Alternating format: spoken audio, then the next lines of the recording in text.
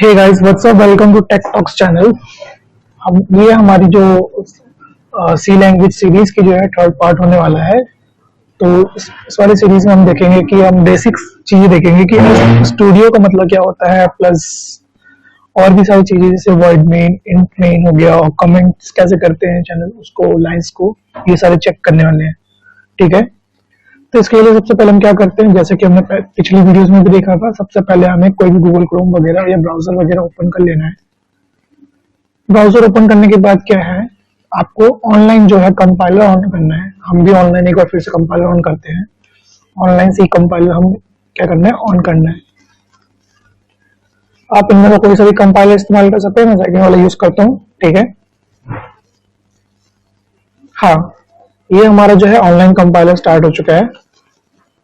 तो इसमें देखना कि हमारे पास है ना, जैसे कि मैंने आपको कल भी बोला था, बाय डिफॉल्ट हमारे पास इंक्लूड स्टूडियो एच, ये हेडर फाइल बनी हुई आती है, right. Include studio dot H क्या मतलब, इसका मतलब क्या है, इसके मतलब मैं बताता हूँ आपको। एक बार नोट पैड ऑन कर ली,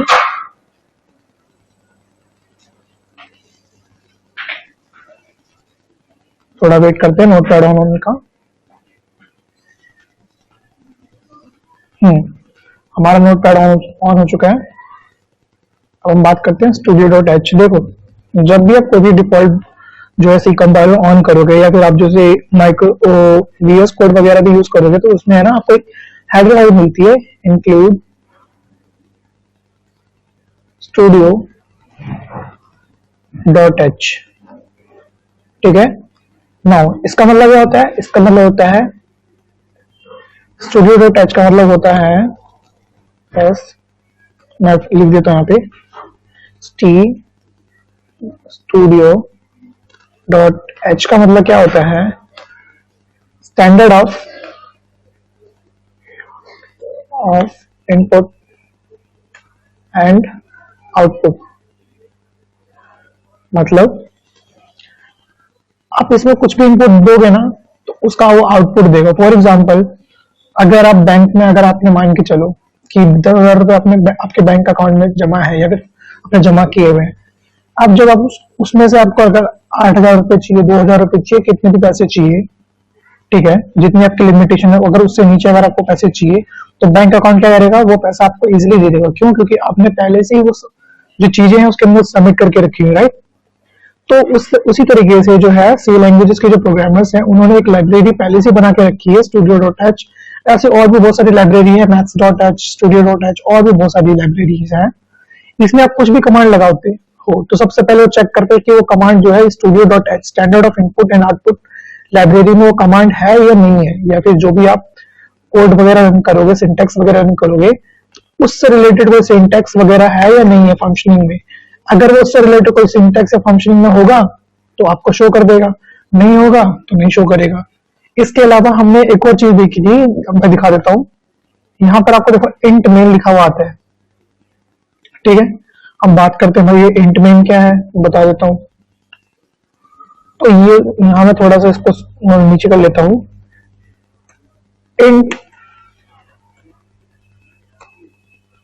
मेन, अब इंट मेन का मतलब क्या होता है कि आप अगर कोई भी इंट मतलब इंटीजर टाइप कोई वैल्यू लेते हो, फॉर एग्जांपल आप लेते हो ए,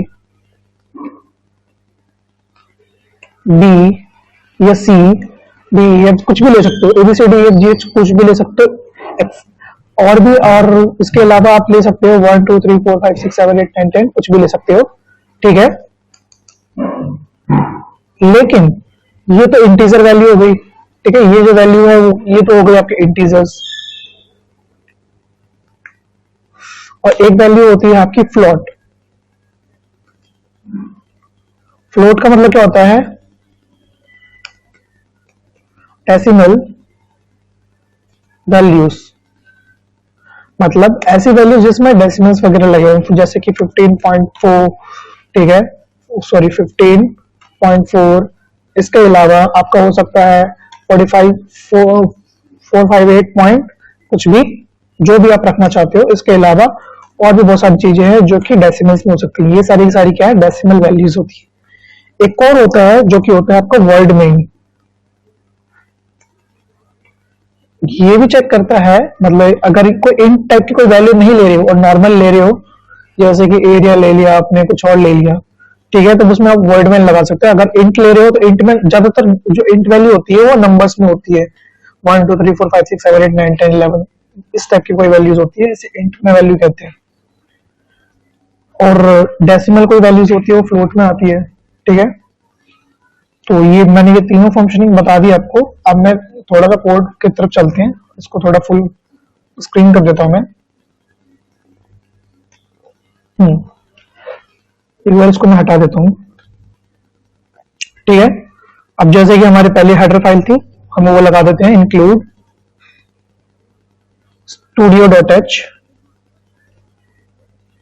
studio.h।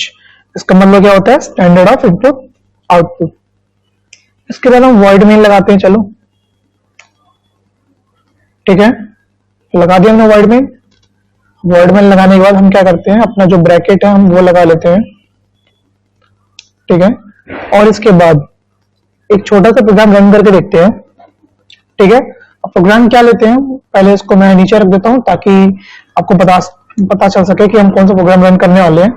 इससे पहले हम क्या करते हैं, कमेंट करते हैं। लाइन को कमेंट कैसे करते हैं, अब यहाँ पे जो भी लिखोगे, अब हम एक छोटा सा प्रोग्राम लिखते हैं,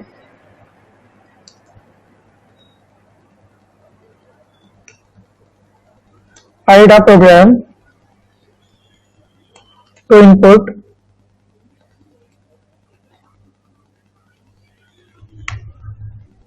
number from user, number from user या फिर कुछ और भी कर सकते हो, ठीक है, from user and find their सम।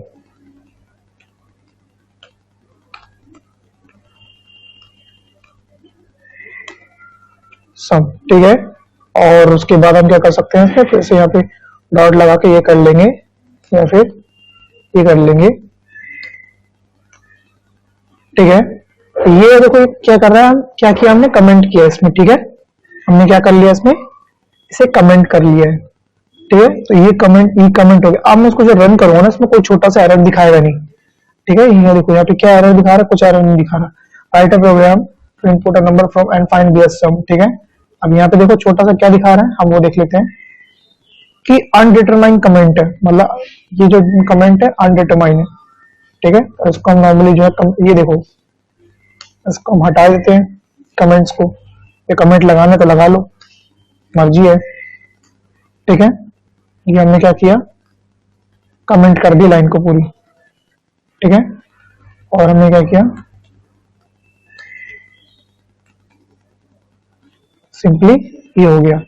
अब इसके अंदर हम जो भी कोड रन करेंगे, हमारा कोड जो है इजिली रन करेगा, ठीक है। अब हमने क्या किया, यहाँ पे इंक्लूड की स्पेलिंग हमने क्या किया, गलत लिखा है, INCL, यहाँ L लगा देते हैं, इंक्लूड studio.h, वर्ड मेन हो गया हमारा। अब यहाँ पे क्या करना है, हमें एक प्रोग्राम बनाना है जिसमें क्या करना है, यूजर से कोई भी 2 नंबर लेने या 1 नंबर लेना है, ठीक है। 1 नंबर नहीं, सॉरी 2 नंबर लेना है, और उसका क्या करना है, हमें सम निकालना है, मतलब उस चीज को हमें ऐड करना है। तो हम इसके लिए यहाँ पे क्या करेंगे, हम यहाँ पे करते हैं इंट लेते हैं A B, और हमें क्या करना है, सम निकालना है, ठीक है। और हम लाइन चेंज करते हैं। अब मैंने इंट ए बी एन सम क्यों लिया, इंट मतलब हमने यहाँ पे क्या क्या डिफाइन कर दिया कि हम यहाँ पे क्या ले रहे हैं, इंट टाइप के कोई वैल्यू लेने वाले हैं जिसमें फर्स्ट डिजिट जो होगा ए होगा, सेकंड डिजिट बी होगा, और उसका जो टोटल जो होगा वो क्या होगा, सम होगा हमारे पास, ठीक है। अब हम यहाँ पे प्रिंट करते हैं, प्रिंट एफ करने के बाद हम यहाँ क्या लिखते हैं, एंटर द फर्स्ट वैल्यू, ठीक है, या फर्स्ट नंबर, ठीक है। करने के बाद हम क्या कर लेते हैं, लाइन चेंज। अब यहां क्या लिखेंगे, स्कैनफ, ठीक है, परसेंटेज डी एड्रेस ऑफ ए, ठीक है। अब हमने ये क्यों किया, क्योंकि देखो मैंने जैसे आपको पहले बोला था कि अगर आप बैंक में कोई चीज जमा करने जाते हो, ठीक है। फॉर एग्जाम्पल आपने पैसे वैसे जमा कर रखे हैं, अब आप उसमें से क्या करना चाहते हो, विड्रॉ करना चाहते हो कोई भी अमाउंट। ठीक है।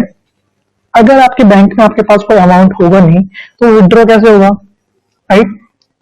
उसी तरीके से यहाँ पे क्या है, अगर आप जो है फर्स्ट नंबर ऐड करवाना चाहते हो तो फर्स्ट नंबर चेक भी तो करेगा कि उसके लाइब्रेरी में आपने डिफाइन किया है नहीं किया। देखो मैंने यहाँ पे फर्स्ट नंबर डिफाइन किया हुआ है, तो अब जैसे मैं कोड रन करूंगा, दिखा देता हूं मैं इसको स्टॉप करके। जैसे ही मैं कोड रन करूंगा, ठीक है, अभी क्या बोल रहा है कि ये जो है ना प्रोग्राम हमारा इजीली जो है रन हो चुका है। ठीक है, कोई भी एरर वगैरह आपको नहीं देगा। ठीक है, ये हमारा प्रोग्राम हमने रन किया।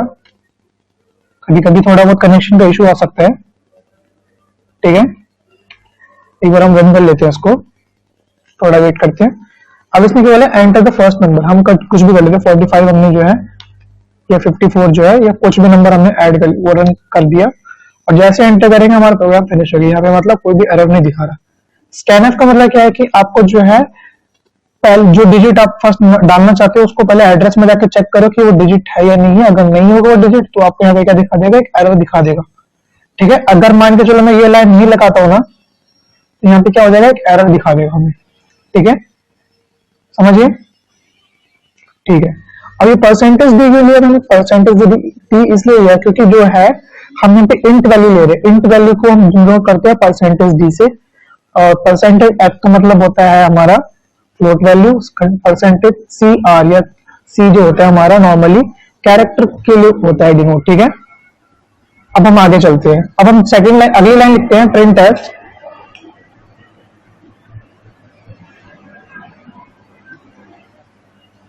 Enter the second number. ठीक है, अब यहां पे भी सेम चीज करेंगे, स्कैनर। ठीक है, परसेंटेज डी। ठीक है, अब यहां पे क्या करेंगे, एड्रेस ऑफ। अब इसमें कौन सा एड्रेस लेंगे, पहला वाला हमने एड्रेस ले लिया है ए में, अब सेकंड वाला क्या लेंगे, हम बी लेंगे। लेने के बाद हम क्या करेंगे, यहाँ पे लाइन चेंज। अब यहाँ पे देखो क्या करना है, हमें क्या करना है, यहाँ पे एक प्रोग्राम बनाना था जहाँ पे हमें यूजर से जो है नंबर्स लेने थे और उसका सम हमें फाइंड आउट करना था, राइट। तो हम क्या करेंगे, sum is equals to A plus B, line change. उसके बाद प्रिंट एफ। ठीक है, तो टोटल ये कुछ भी ले लो आप, आपकी मर्जी है। टोटल नंबर ऑफ या सम ऑफ, सम ले लेते हैं हम, total sum is equals to percentage D.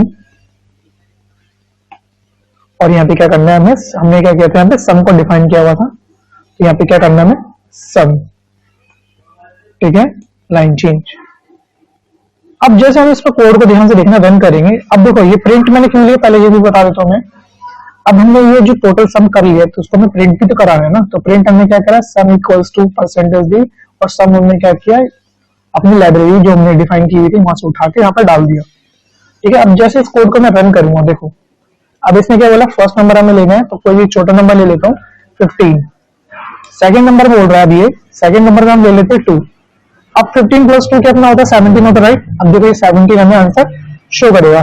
ठीक है, इसके अलावा आप और भी कोई बड़ी डिजिट है तो वो भी ले सकते हो, आपकी मर्जी है।